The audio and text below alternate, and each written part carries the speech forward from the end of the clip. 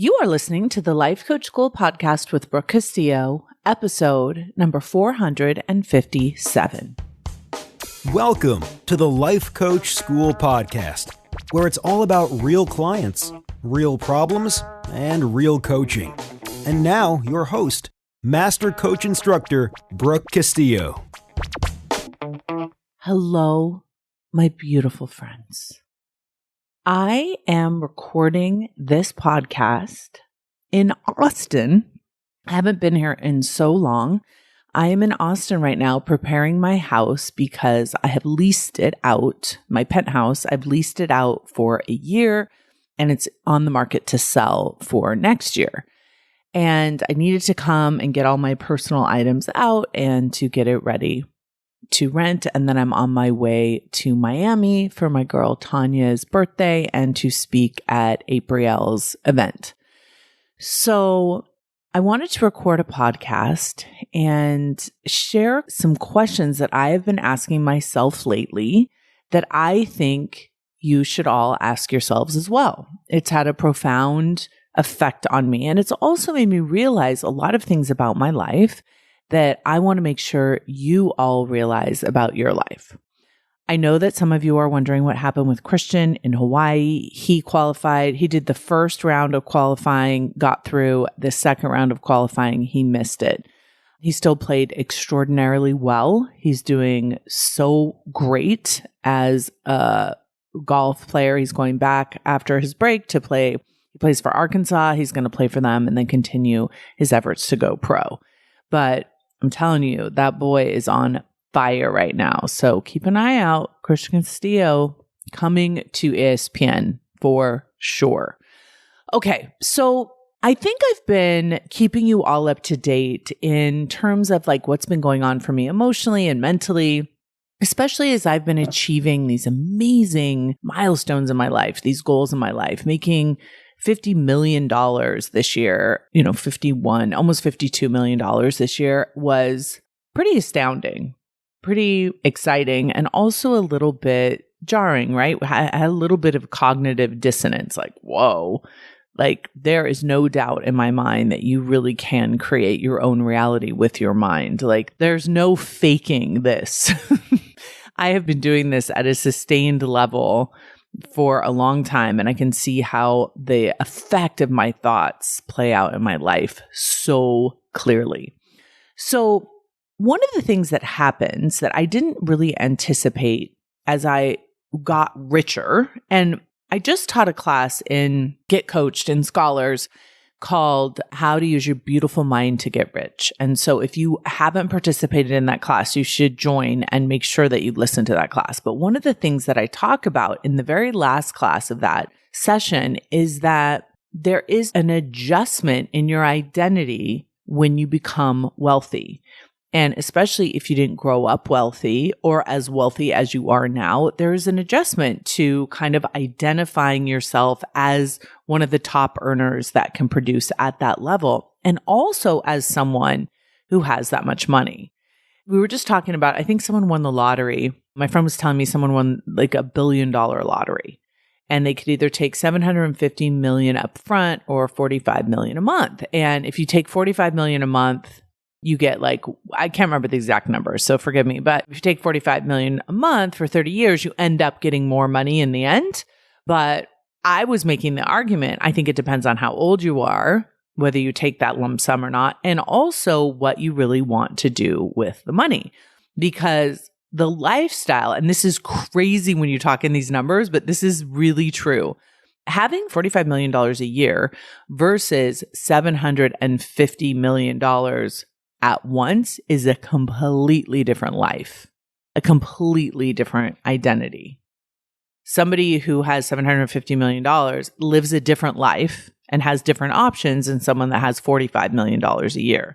And I think when I wasn't making this kind of money, I just thought, well, once you have a certain amount, isn't it all just the same? No, it's really not.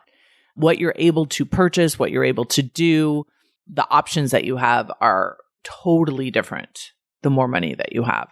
And so one of the things that happens as you get more money and more disposable income and more access, then you have so many more options in life of what you can do, where you can go, where you can live, and what you can buy. And for many people, this is very overwhelming and freaks them out. And this is why a lot of people win the lottery and lose all their money, really, because they can't identify with their newfound wealth as a person who is wealthy and behave in a way that serves them, where they can preserve and maintain their money. So I think it makes the assumption that if someone wins the lottery, they should keep their money and maintain their money and have their money. And that's not necessarily true if it's a conscious choice. If somebody wins the lottery and wants to spend every dime of it, then they should, in my opinion. But I think what happens for a lot of people that I've seen interviewed about the lottery is that they lost the money. They have no access to the money and they didn't even enjoy spending it. There was kind of an unconsciousness to it because of that cognitive dissonance. So it's a really cool class if you want to listen to that last class. But one of the things that has been coming up for me that I've realized is I have to be super clear with what I want. And here's what's true about this. So when you have limited options, it's not as important to know exactly what you want. And as I'm saying this, I'm like, Brooke, I disagree with you. So I'll talk it out with y'all. It's not as important because if you really want something, you can't necessarily have it right now, right? You can't have that thing that you really want. But once you get to the point where you have enough money to have basically anything you want, go where you want, do what you want, it's important to understand what it is you want because you aren't limited. So the reason why I caught myself there is I think it's important for us all to understand what we want, even if we can't have it right now. But oftentimes the constraints of our lives, the limitations that we have on our lives because of having less money actually make us less overwhelmed. We're not thinking about all the possibilities of what we could be doing with our life because we got to get up and take care of our kids and go to work tomorrow. We're not like, well, should I go to Paris or Dubai? So I've created a life for myself now where I can travel as much as I want. I have more money than I will need in my life for sure. And I have the freedom because my kids are grown. I'm not taking care of them anymore. And my job is I'm able to travel and do it remotely, pretty much anything that I want to be doing with my life. And that is astounding and exciting and amazing and overwhelming sometimes. So I sat down and I was really thinking about the question of time. And I mentioned this in the class that I taught that I'm reading this book called Die with Zero.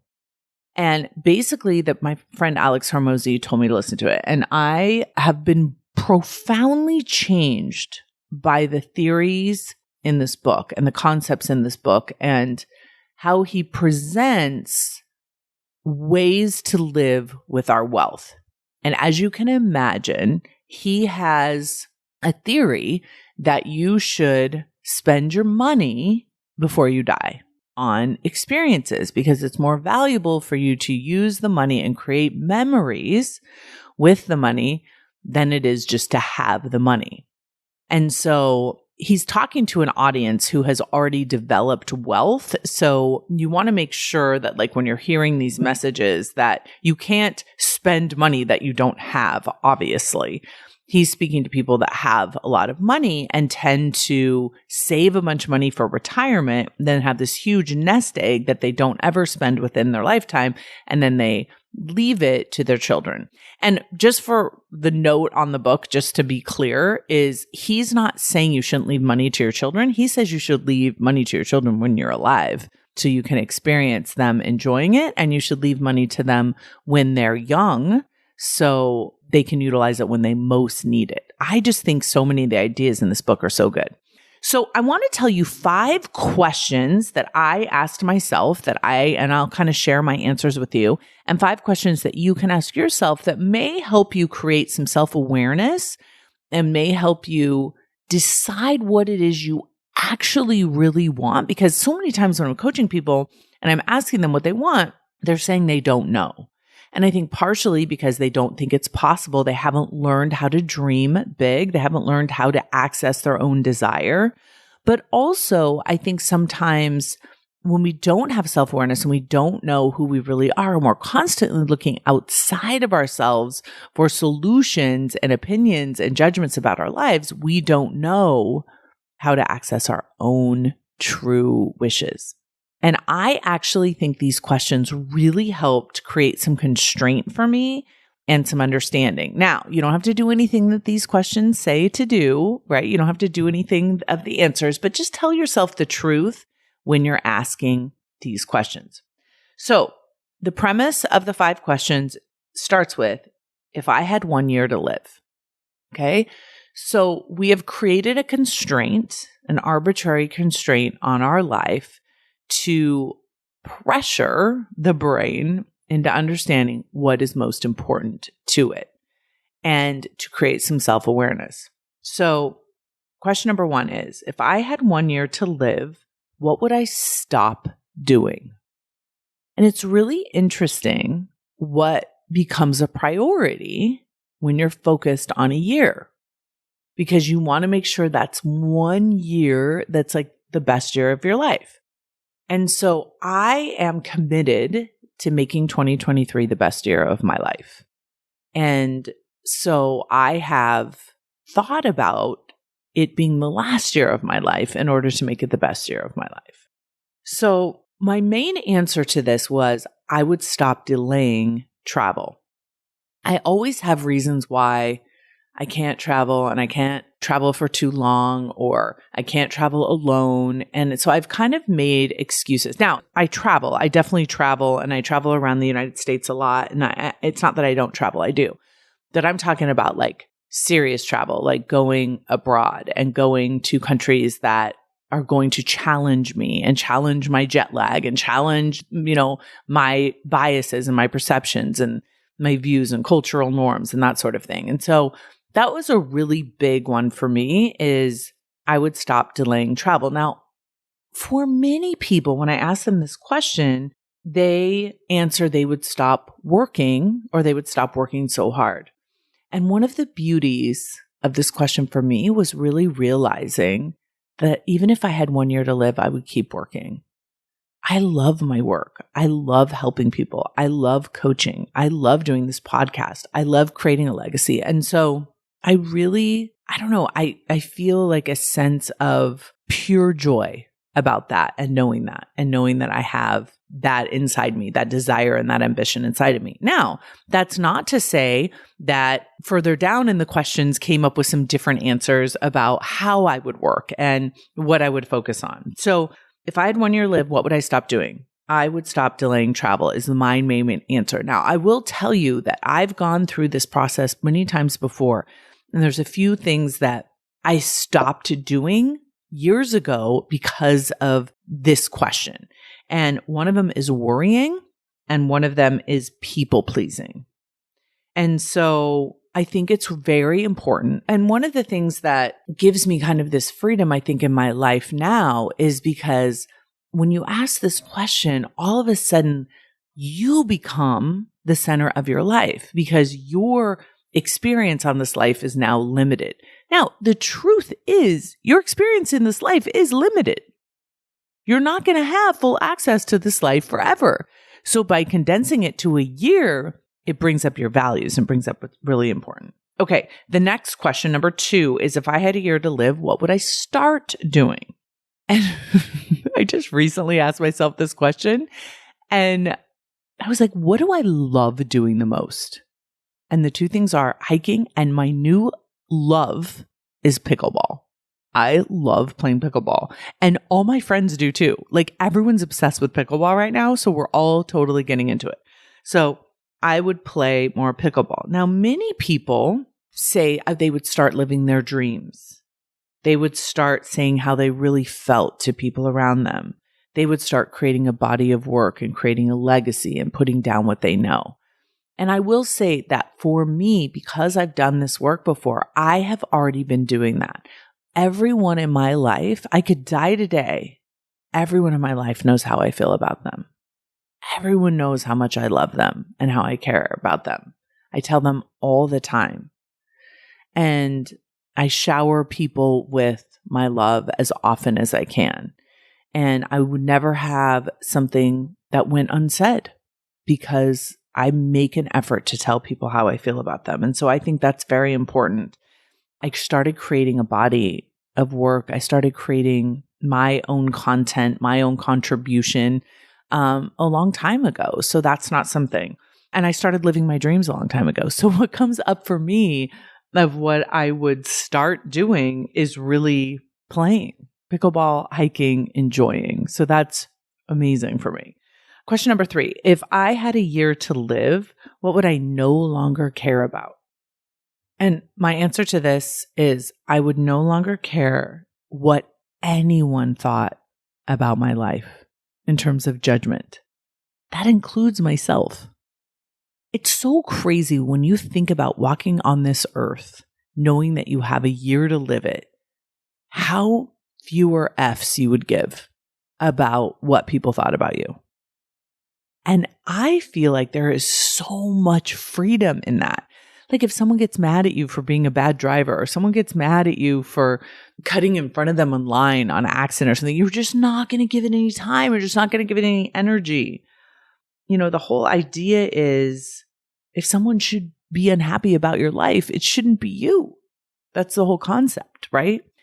And another piece of this that has been like really important to me is I would trust myself with my own like financial decisions. I've talked about this before, but as I get more and more money, so many people are telling me what I'm doing wrong and what I should do differently and how things should be. And I've gotten this my whole life on how I run my company and how I show up for my clients and what I charge and over deliver and offer and everything. And I just trust myself so much. At the end of the day, I don't want to be like, I should have listened to myself more.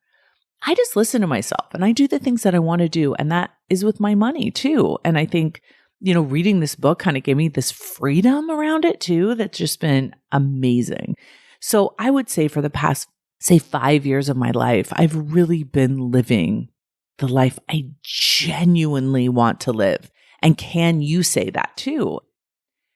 I think you should at least ask yourself the question.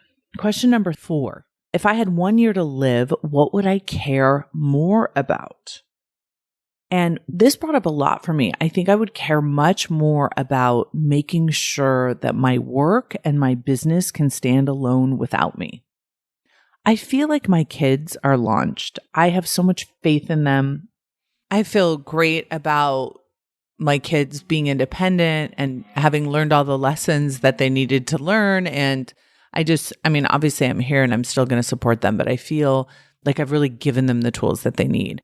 I also feel like my business is my baby and my business isn't really able to stand on its own without me in terms of management and kind of the functions inside of it. And we're really working towards that. My CEO, Erica Royal, is working on taking over some of those responsibilities from me. So that is definitely something I care more about, is making sure that my work is preserved and setting up my business to function without me so my work can carry on.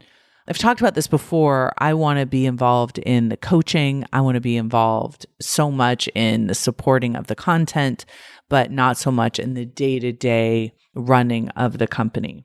So the last question is, why do my thoughts and feelings and actions change if I give myself less time to live? I think this is a really important question. I don't have the answer to this question, but I think it's a really important question for us to ask ourselves. If we condense the amount of time we have left, why are we more confident? Why do we care less about what other people think? Why do our dreams become more important to us? Why do our connections with other people? Why do little things matter less when we condense the amount of time? Because the truth is, my friends, none of us know how much time we have left. I think so much about my little guy, Rocket, my son, my puppy son, Rocket, and what a limited life he had, but also what an extraordinary life he had. It was almost like he lived knowing that he had less time than the rest of us. He wanted to get it all in a short amount of time. And he lived such a big, vibrant, exciting life. And I try to live like this could be my last year on this planet. And if that is the case, how do I want to live my life? And why does it change if I only have that? I think a lot of times our thoughts are, I'll get around to it, or that doesn't matter yet, or that seems too hard right now. If you lived your life really knowing that this is it, and I think a lot of us think that if we only had a year to live, that we would be more reckless with our lives. And I actually found that to be the opposite with, I talk about her a lot, Nancy, my mother-in-law, when she found out that she had cancer and immediately quit smoking. She'd been trying to quit her whole life, immediately quit smoking, immediately started focusing on her health and taking care of herself, even though she had less time to live than she thought she did just the day before when she had learned about it. And so I think a lot of times we just cut out the things that aren't that important to us, and we really start focusing our lives on what is important. So what if we lived every single year, not as a cliche, but to really live every year like this might be our last one, because one day we're going to be right about that, right? What if this is your last year? What do you want to stop doing? What do you want to create? How much confidence can you generate for yourself? If you knew this was your last year on earth, would you really care about that thing? Would you make that phone call? Would you tell them that you loved them? Would you stop holding back in your relationships, in your life, in what you want to do?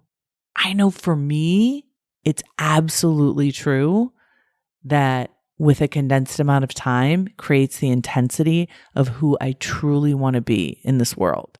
So I want to encourage you to ask the 5 questions. If you had 1 year to live, what would you stop doing? If you had 1 year to live, what would you start doing?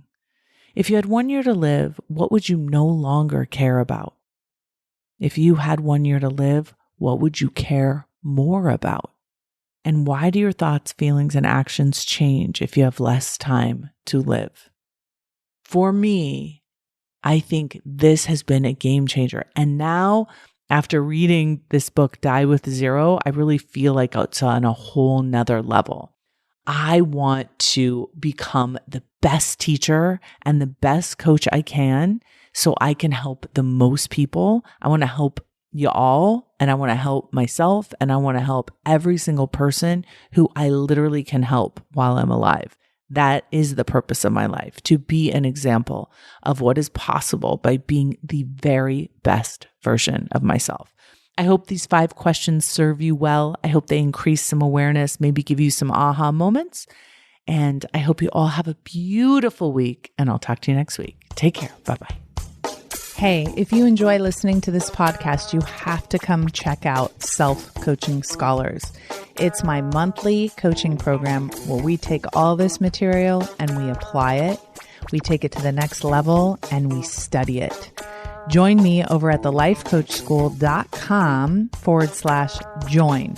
Make sure you type in the THE lifecoachschool.com/join. I'd love to have you join me in Self-Coaching Scholars. See you there.